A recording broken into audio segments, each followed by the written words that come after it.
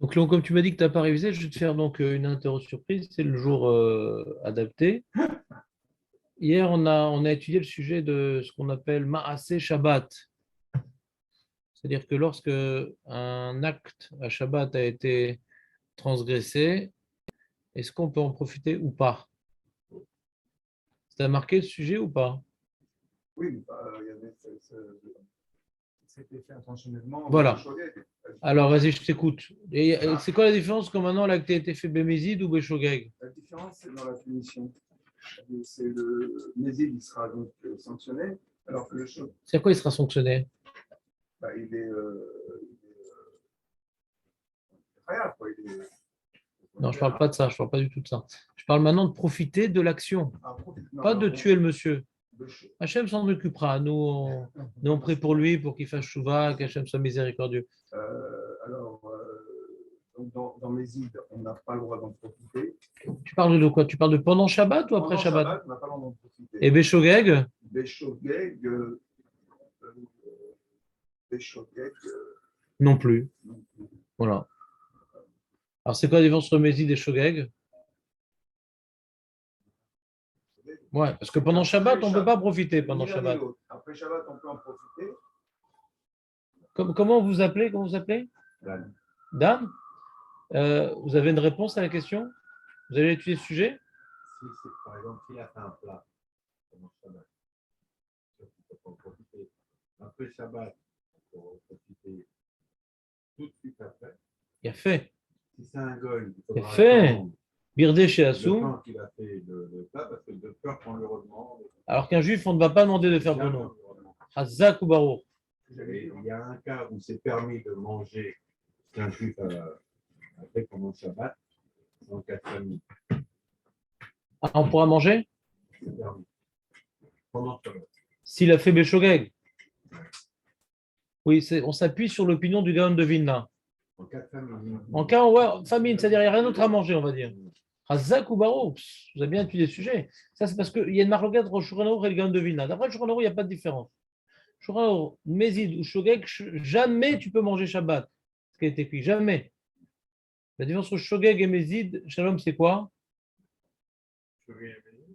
Par rapport à profiter de la cuisson. Quand ça? Après Shabbat. Et Mézid? Qui peut prendre profiter? Hazak ou Baruch? C'est ça qu'il fallait dire, Jonathan. C'est que la seule, d'après le Shulchan Aruch, la seule différence entre Shogeg et Mézid, c'est pour le fauteur lui-même. Et s'il était Bémézid, il ne pourra jamais en profiter. Et s'il était Shogeg, lui-même pourra en profiter après Shabbat.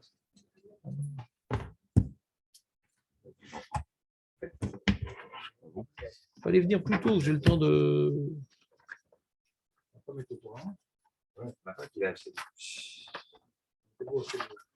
Et quoi, ils permettent le papier d'aluminium sur ce livre? Je pense que ouais. Je crois. Impossible. Je pense que vous allez lire, vous allez dire c'est pas possible. Non. Impossible. Ah, mais rien dedans. Ah, c'est vraiment anecdotique, quoi. L'interdiction de chasser, la femme de ménage et la babysitter. Ah non, c'est deux chapitres différents. Ouais. Ah, il n'y a rien du tout, quoi. Ah, voilà. Voilà, l'interdiction de couper. Ouais, non, c'est pas terrible.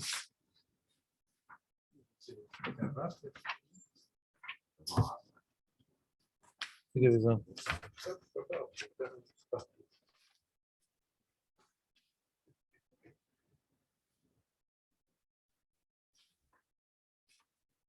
Je sais pas, c'est qui aurait Menel Ben Simon. Il est connu, lui, non?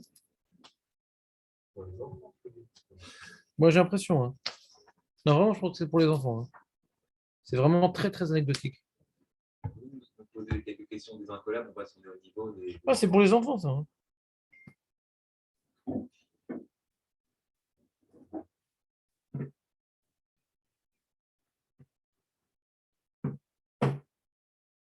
Oui, c'est ça, c'est le Rav Ben Simon.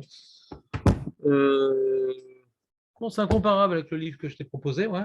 Posez-nous une question Non. Nicolas, pour voir si on est au niveau ou pas des enfants. Une Quoi? question comme ça, ok. Non, mais je sais que tu connais pas la réponse, les Aurel. incollables, Quoi. les incollables, les incollables. Pourquoi un peu- Je sais pas, je connais, c'est quoi les incollables? C'est ça. C'est normal. Tu feras ça avec ta femme, ouais, sur le papier d'aluminium. Donc, Ça va, c'est bien de faire ça avec les enfants. très très bien. Pour les enfants, c'est très bien. Voilà, bah, on est là pour les enfants parce que nous, Ah, on ne t'existe plus, c'est-à-dire non, quand les enfants vont être adultes, dis qu'est-ce que je vais faire maintenant? Ils m'ont dépassé. Allez, les amis. Donc ça, c'était ce qu'on a dit par rapport à la seule différence entre Shogeg ou Mézid d'après Shulchan Aruch, c'est après Shabbat, pour celui qui a fauté, on lui interdira encore. On a vu une Khumra aussi, mais un truc qui ne nous concerne pas tellement, c'est dans nos théâtres. Ouais, quand tu as planté un arbre, alors là, même pour le Shogeg, il devra avoir l'obligation de déraciner. Mais bon, ce n'est pas un cas tellement. C'est pour nous, ce n'est pas tellement fréquent de planter des arbres Shabbat. Ouais. Sinon, qu'est-ce qu'il fallait savoir d'important à la Khalé Marassé?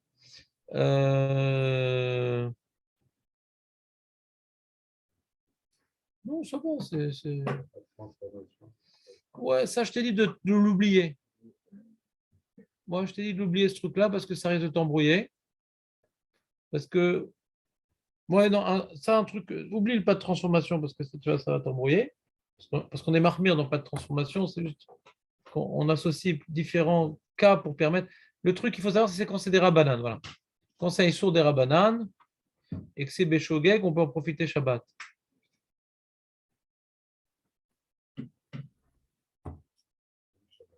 Voilà. Ça, c'était le. On a vu avec le Rambam qui a rapporté le fait d'être Tovel, le Kéli, de prélever le Maaser. Bon, si c'est Béchogeg, on peut en profiter Shabbat. Béchogeg uniquement. C'est le dernier cas. C'est bon? Bien sourire. Bérabanan? Des rabananes? Bérabanan? Non, c'est Rambam Mefourash. Maaser, Tvila.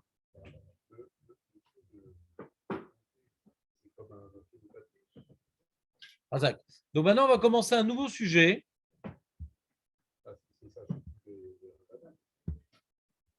Donc c'est des rabbanan. Et on commence donc le chapitre 9 dans le Chelek Bet. Il n'y a pas l'esprit de contradiction. Donc la première mélacha qui est dans la Mishnah. Pourquoi c'est la première mélacha dans la Mishnah? Parce que comme on parle de le Tana dans la Masechet Shabbat, la Mishnah, elle explique ce qu'on appelle Melechet Apat. C'est-à-dire, elle explique l'ordre des Melachot selon l'ordre. Quand on veut faire du pain, quel ordre il faut suivre? Il y a Choresh, Zoréa. Donc, d'abord, tu dois être Choresh, labourer, après ensemencer, après être Kotser, moissonner. Après moissonner, battre, dash. Après dasher, tu as borer. Tu vas maintenant séparer les graines, les petites pierres qui sont par terre. Non, et d'abord, zorer la rouar. Le vent, il va pousser la paille. Après, les graines sont par terre avec les pierres, c'est borer, etc. Après, tu as tochen. Tu écrases le blé pour faire de la farine. Et après, tu as lâche. Et après, tu as au fait. Tu as cuire. Alors, nous, on va commencer ici, il a commencé par semer, zoréa. Ouais. Donc, ensemencer. Alors, ce n'est pas uniquement mettre une graine en terre, mais c'est également tout ce qui va permettre de favoriser la croissance du végétal. Tout ce qui va favoriser. On pourrait voir zoréa, bah, tu mets la graine en terre. Non, la graine, elle est déjà en terre, il y a déjà un arbre, tu arroses, c'est également zoréa. C'est une tolda de zoréa. Tout ce qui va permettre de développer, comment dirais-je, le végétal, mais un hidouche, Benjamin. Ouais, hidouche. Que jamais tu aurais dit un truc pareil. C'est que il y a marqué ici Silouk et Ezek. Dans la Gemara, Silouk et Ezek s'appelle Mavriach Hari. Ouais. Comme maintenant, j'enlève la possibilité de dégradation. Non, on n'aurait pas vu ça une action. J'empêche une dégradation. Ce n'est pas une action normalement. Mais on voit qu'au sujet de Zoréa, il y a écrit que de fumer ou de mettre un produit pour faire partir les bêtes de l'arbre, les tolaïm qui attaquent l'arbre. Ouais. Donc, je vais par cela empêcher la dégradation que les bêtes occasionnent à l'arbre. Eh bien, c'est également une tolda de Zoréa. C'est un hidouche. Parce que j'ai juste enlevé le problème. Je n'ai pas fait pousser l'arbre. Ils mettent une graine, ça c'est le Hav. Planter un arbre, Zoréa, noter un. Arroser, c'est une tolada. Comme c'est une tolada, c'est d'Oraïta ou des Rabanan si c'est une tolada, Jonathan? D'Oraïta. À Shabbat, les toldot, c'est d'Oraïta. Dans Shemitah, c'est des Rabanan. C'est d'Oraïta. D'arroser, ouais. L'arbre, c'est d'Oraïta. Ou de se laver les mains dans Magina, ouais, à côté de l'arbre, donc c'est psychréché. S'il n'y a pas plu, c'est psychréché. Des nichale. Je suis content que mon arbre il profite de l'eau. Donc c'est d'Oraïta. Bien que comment? Des nichale, barour des nichale, c'est dans mon champ. Pourquoi tu contredis? Barour des nichale. Mais je parle de nichale maintenant pour dire que c'est d'Oraïta. Non, je ne regarde pas. Je te neutralise à la base. Ouais. Et donc ça, c'est le chidouche. Chidouche qu'à Shabbat, de conserver l'arbre en enlevant les éléments détériorants comme les insectes, c'est d'Oraïta, alors qu'à la Shemitah, c'est que des Rabbanan. C'est pour ça qu'on a le droit de faire ça à la Shemitah, parce que pour enlever les problèmes à la Shemitah, on a dit que tout le problème à la Shemitah, c'est de faire des mélachot qui améliorent, mais qui empêchent que ça s'abîme. C'est moutard à la Shemitah. À Shabbat, c'est d'Oraïta. De prendre un truc, un spray pour enlever les tolaïm de l'arbre, je n'ai pas fait pousser l'arbre, j'ai juste enlevé les bêtes. C'est un chidouche. Jérémy, c'est un chidouche ou pas? Chidouche gadol.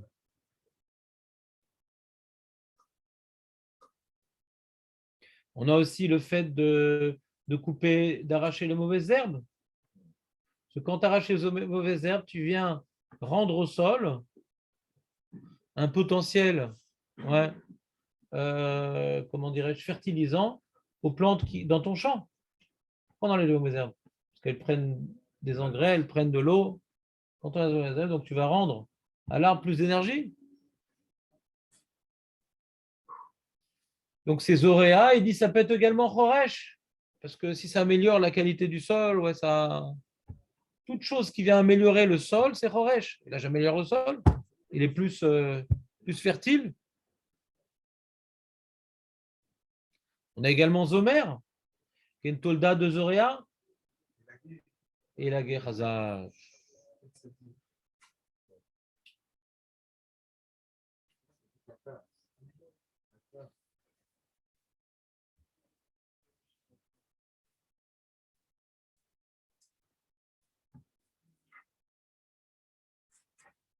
Alors, si, Jonathan, puisque tu étais en pleine forme ce matin, si je mets une graine dans le sol Shabbat, même si ce n'est pas dans le sol, je la pose sur le sol, c'est quand même Zoréa, ouais.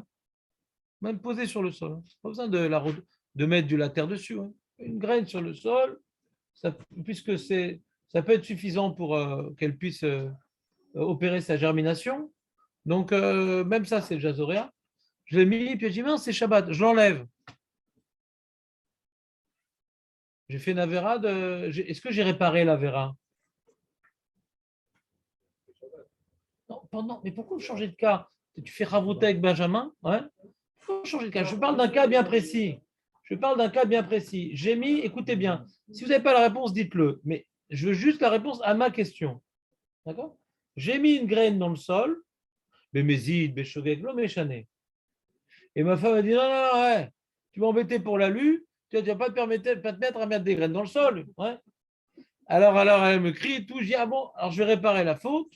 Je vais enlever la graine du sol. Est-ce que j'ai fait un Issour d'Oraïta ou non, ça ne change rien d'enlever la graine du sol? On n'a pas le temps d'arroser, on a le temps de faire.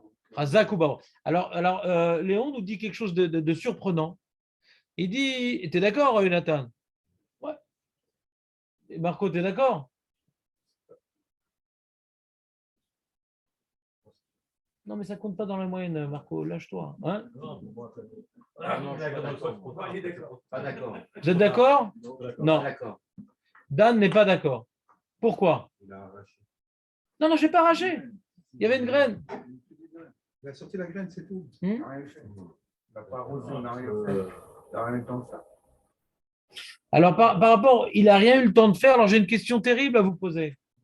Alors, José se bat. Il dit non, je ne suis pas d'accord. Pourquoi tu n'es pas d'accord, José? Ça n'a rien à voir, le fait qu'il n'a pas arrosé ou qu'il n'a pas fait l'action qu'on a Hasard. c'est de mettre la graine et d'enlever la graine. D'enlever, non, mais Non, de pas mettre. de De mettre, ouais. Mettre la graine. Hasard. La mélacha de Zoréa, c'est de mettre une graine sur le sol. Combien de temps, Léon, qui a donné des arguments surprenants, combien de temps la graine, elle va commencer à être en symbiose avec la terre? Il lui faut combien de temps? 3 jours au moins. Alors, je n'ai jamais fait Navera de Zoréa, d'après toi. On ne peut jamais être au verset Zoréa, parce qu'il n'y a jamais un Shabbat qui dure 3 jours. Il n'y a jamais un Shabbat, en Israël, tout au moins, je n'ai pas vécu dans le monde entier, mais en Israël, j'ai remarqué, il n'y a jamais un Shabbat qui dure 3 jours. Donc, si maintenant la Melacha de Zoréa, c'est quand il y a un échange chimique qui s'est fait, que ça, il y a des petites pattes qui ont poussé sur la graine et qui commencent à être enracinées dans le sol. Si c'est ça la Melacha, on n'est jamais rêve de Zoréa. Sauf si tu mets de l'eau. Une seconde, c'est bien. On n'est jamais rêve de Zoréa, d'après ça. Zoréa, c'est un ensemble, c'est pas juste mettre la graine. Avec de l'eau, ça commence. On n'est jamais rêve de Zoréa, d'après toi. Non, mais si tu poses une graine là, tu ne fais rien se passer s'il a fait rien. Et il meurt, le monsieur, il meurt. Il a posé une grecque et il meurt. C'est une Melacha ou c'est pas une Melacha, Zoréa? C'est une des 39 Melachot. Donc, même s'il ne vient pas arroser après, il est chayav. On est d'accord? Ouais. Même s'il ne vient pas couper les fruits après, il est chayav. C'est quoi cette Melacha? C'est que ça pousse des racines ou c'est juste de mettre la graine sur le sol? Ben, bien sûr, c'est ça la Melacha. C'est ça la Melacha. On ne te demande pas plus. Tu as fini ici. C'est pas clair? Puisque c'est ça la Melacha. Le fait d'enlever la graine, ça ne change rien. Il a fait la Melacha. C'est comme quelqu'un, je vais donner un exemple. Quelqu'un, il a chauffé de l'eau, il la laisse refroidir. Ça change quelque chose? Si la Melacha, c'est chauffer de l'eau, laisser refroidir, ça change quoi? Il a fait la Melacha. Dans Bichou, la différence entre Bichou, les Oréas, hein, ils expliquent les Mefarshim, quand tu mets la. Je suis en train d'expliquer la différence, Benjamin. Quand tu mets la bichoule, tu peux pouvoir, par le feu, cuire quelque chose. Il y a déjà un effet immédiat dans le feu. Hein, déjà. Dans Shabbat, en tout cas, dans Shabbat, on a déjà le résultat de bichoule. Hein. Zoréa, on n'a jamais le résultat. Zoréa, on n'a jamais le résultat pendant Shabbat. Donc, ce n'est pas une mélacha, on attend un résultat. Ça s'appelle une étape. Zoréa, c'est une étape. Le Issour, c'est de faire cette étape-là, de mettre la graine dans le sol. Même que tu enlèves la graine, l'eau méchané. Tu as fait une mélacha, enlever la graine, ça ne change rien.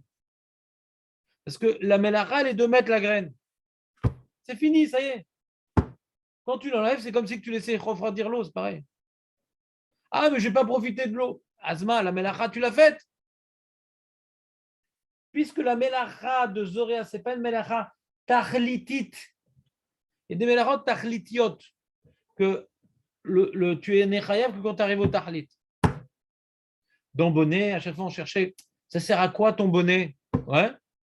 Ce trou-là, il est suffisamment grand pour cacher quelque chose. Il faut avoir un résultat que tu puisses profiter dans bonnet, dans bichoul. Ouais. Il faut que ça soit mangeable, il faut que ce soit au moins un machal ben dossai, il faut que ce soit un chiour. Ça, c'est des mélachot tachlitiot parce que tu obtiens le tahlit de la mélacha. Mais des mélachot qui sont emtsayot, c'est une étape. Pire, t'es choresh. Quelqu'un, il est choresh. Il ne met pas de graines, il est chayav.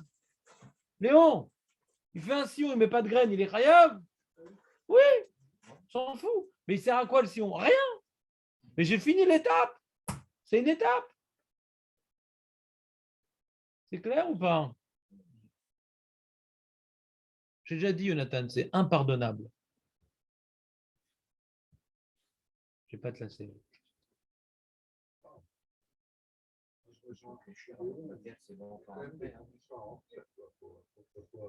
Est-ce que tu es d'accord avec ce que je dis? Est-ce que tu as compris ce que j'ai dit? Il y a deux types de mélachot différents. Il y en a où tu obtiens un résultat, il y en a où tu n'obtiens aucun résultat. Dans Zohar, tu n'obtiens aucun résultat pendant Shabbat. Pendant Shabbat, tu n'obtiens jamais aucun résultat pendant Shabbat. C'est suffisant. Tu sais que normalement, avant que tu deviennes agriculteur, les arbres, ils faisaient tomber des fruits et il n'y avait personne pour les recouvrir. Hein. Le fait d'être sur le sol, c'est Zohar magnifique. Alors, on les recouvre pour que ce soit mieux, pour pas que les oiseaux les mangent, pour plein de choses. Mais le fait d'être sur le sol, c'est déjà zoréen. Quand maintenant tu veux faire mieux, alors tu vas faire des sillons pour qu'il y ait plus de fertilité, pour pas que les oiseaux viennent les manger. Mais une graine sur le sol, c'est magnifique. C'est comme ça que le monde, il grandit en Amazonie, tu sais.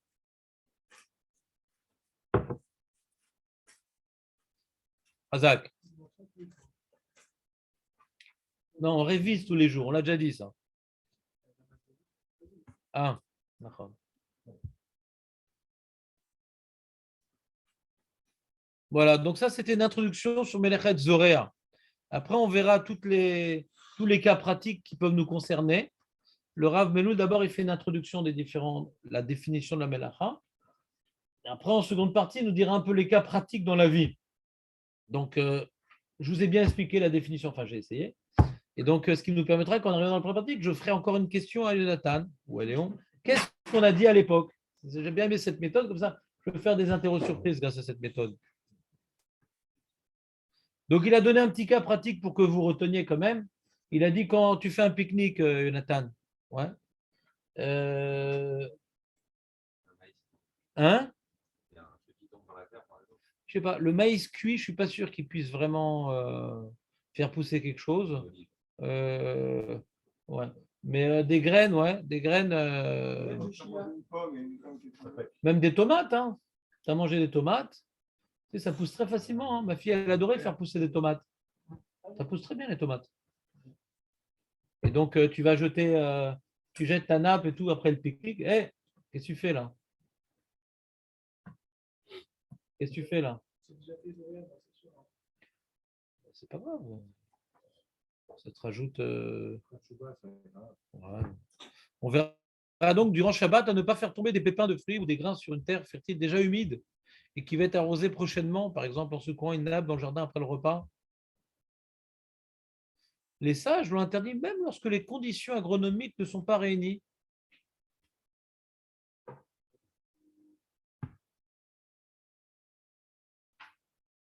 Et Doraïta, c'est quoi? Tu as compris? Et c'est quoi les conditions agronomiques? Voilà. Et mais elle n'est pas humide, on ne va pas arroser. Des rabananes, c'est quand même grave. Tu mets une graine sur le sol, on peut vite arriver sur Torah, ouais. Donc même ça, ils ont interdit. Là, actuellement, il ne pleut pas, il n'y a pas prévu de pluie. Donc c'est vrai que si tu mets une graine sur le sol, il y a peu de chances qu'il y a besoin d'eau quand même. Ouais. Et voilà, il y a besoin d'eau. Donc Doraïta, il faut quand même que tu fasses un acte qui puisse entraîner une germination. Même si ça ne se fait pas Shabbat, la Melacha Zora, c'est de placer une graine dans des conditions qui sont susceptibles d'aboutir. Même si ce n'est pas pendant Shabbat ça va aboutir, il faut que ça soit susceptible d'aboutir. Et donc, si maintenant ce n'est pas susceptible d'aboutir, mais comme il y a un risque que ça aboutisse, comme par exemple je mets une graine sur un sol sec et il ne va pas être arrosé, c'est comme un sourd des rabbanon parce que je ne suis pas loin de la falaise. C'est clair? Donc, on fera attention de ne pas faire tomber de graines, du pique-nique, etc., même si la terre elle est sèche, il ne va pas pleuvoir, c'est à sourd des rabbanon. Maintenant, comment? Même sans arroser, il y a la rosée du matin qui va pas pousser. Ah ouais? Ça, je ne me connais pas. Je ne connais pas. Ah oui, bien sûr. Même si la terre est sèche, ça suffit. Ça vient vraiment humidifier la terre? D'accord. Si vous connaissez vous connaissez en agronomie, alors j'accepte. Moi, je ne m'y connais pas. En tout cas, juste un petit détail. Ce que je vous ai appris de manière violente, ouais, un peu tout, je vous ai appris de manière violente, mais ça aussi, que quand vous mettez la graine, même que vous l'enlevez, ça ne change strictement rien. C'est l'opinion de 99% des poskim. Maintenant, il y a le Rachash qui a ouvert la bouche et qui s'est fait malheureusement remis en place par tous les poskim. Lui, il dit non, Zoréa, c'est comme Bichoul. Bichoul. Il y a marqué quand tu mets maintenant du pain au four, ouais, alors tu dois vite sortir le pain avant qu'il cuise. Alors, ils disent, Zora, c'est pareil, tu as mis la graine, il faut vite que tu l'enlèves avant qu'elle germine. Alors tous les poskim se relèvent sur lui, il dit, mais putain, vous allez le dommer, etc. Mais à cause de cette opinion qui s'appelle le Rachash, ouais, qu'il ne faut pas retenir, non, il y a un animiste fort, ouais, c'est Chayav Doraita l'école à poskim, Beze Alacha. Il dit, bon, d'enlever la graine, même si tu n'as pas réparé la faute, tu as gagné l'opinion du Rachash, alors fais-le. C'est bien de le faire pour gagner l'opinion du Rachash, mais ce n'est pas l'alacha, c'est ça, une khumra. D'après le Rav des poskim, ça ne change strictement rien d'enlever la graine, ça ne change rien. Ça ne change rien sur la lettre dans la mesure où vous avez dit que rien ne couche Shabbat. Voilà. Et là, on vient de proposer une opinion qui est relègue sur ce qu'on vient de dire, ouais, qui est une opinion isolée, qui n'est pas l'alacha, mais à cause de cette opinion, même lui, il dit, ouais, enlève la graine, ça répare la faute. Tout le monde s'oppose à lui, mais comme elle existe, alors enlève la graine pour au moins gagner l'opinion du Rachash, mais ce n'est pas l'alacha, c'est une khumra. Al pi halacha, ça ne change rien, mais à cause du Rachash, ouais, alors, Tachmir, l'otzi tagarine, au moins d'après le Rachash, tu n'auras pas fait Navera. Mais ce n'est pas l'alacha. C'est clair ce que j'ai dit? Ça, c'était Zoréa et Choresh, c'est demain.